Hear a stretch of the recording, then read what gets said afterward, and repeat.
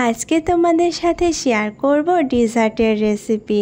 কোনো রকম রান্না করা ঝামেলা ছাড়াই 10 থেকে 15 মিনিটের মধ্যে তৈরি হয়ে যাবে এই ডেজার্টের রেসিপি।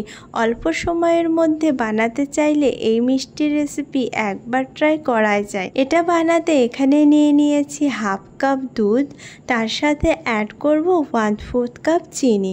কালারের জন্য এখানে আমি সামান্য পরিমাণ ফুড কালার ব্যবহার করেছি। জাফরান যদি অ্যাভেলেবেল থাকে ফুড কালারের পরিবর্তে সেটা ব্যবহার করা যাবে। খুব ভালো মতো চিনিটা মেল্ট হয়ে গেছে। এখন এখানে আরেকটা বাউলে নিয়ে নিয়েছি 4 চামচ ফ্রেশ ক্রিম। ফ্রেশ ক্রিমের জায়গা মালাইও ব্যবহার করা যাবে।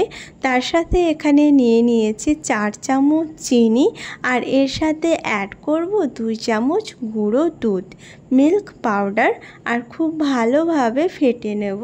এখানে চিনি আর ফ্রেশ ক্রিম ব্যবহার করেছি, তাই এটা খুব ভালো মতো ফাটিয়ে নেব যতক্ষণ চিনিটা পুরোপুরি মেল্ট না হয়ে যাচ্ছে আর এটার কালারটা হালকা চেঞ্জ হয়ে যাবে। তার সাথে দেখতে পাচ্ছ এটা এরকম ক্রিমিনেস চলে এসেছে।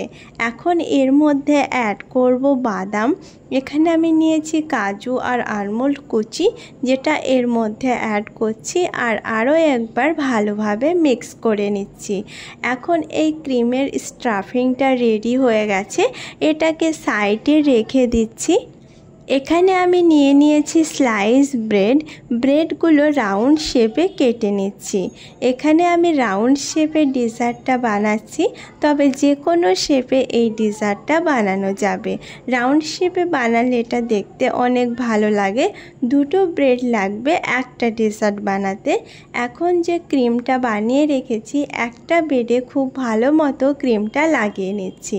কোনো রকম রান্না করার ঝামেলা ছাড়াই খুব সহজে তৈরি হয়ে যায় এই মিষ্টি ডেজার্টের রেসিপি। ব্রেড আর অল্প কিছু উপকরণ দিয়ে, কিন্তু খেতে এর স্বাদ অসাধারণ। খুব ভালো মতো ক্রিমটা লাগিয়ে নিয়েছি। এখন উপর থেকে আরও একটা ব্রেড এর উপর দিয়ে দিচ্ছি। দুধের যে স্টাফিংটা বানিয়েছিলাম প্রথমে, সেটার মধ্যে এটাকে ডিপ করছি। 2 বার ভালোভাবে ডিপ করে নিয়েছি।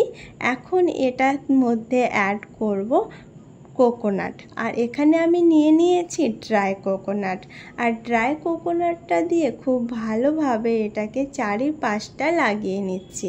ড্রাই কোকোনাটটা এইভাবে অ্যাড করলে এটা দেখতে যতটা লোভনীয়, তার সাথে সাথে খেতেও অনেক বেশি মজার হয়। তাই এখানে আমি কোকোনাট খুব ভালো মতো লাগিয়ে নিয়েছি। সবগুলো ডেজার্ট এইভাবেই বানিয়ে নিচ্ছি।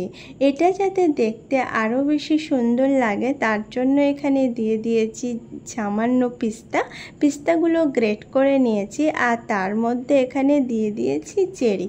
যে কোনো কিছু দিয়েই এটাকে ডেকোরেটিং করা যাবে।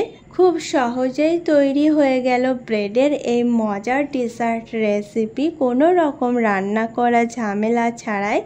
আজকের রেসিপি যদি ভালো লেগে থাকে অবশ্যই একবার ট্রাই করো। আশা করছি এই রেসিপি সবার খুব ভালো লাগবে। এরকম ইজি আর মজার সহজ রেসিপি দেখার জন্য আমার চ্যানেলকে সাবস্ক্রাইব করো।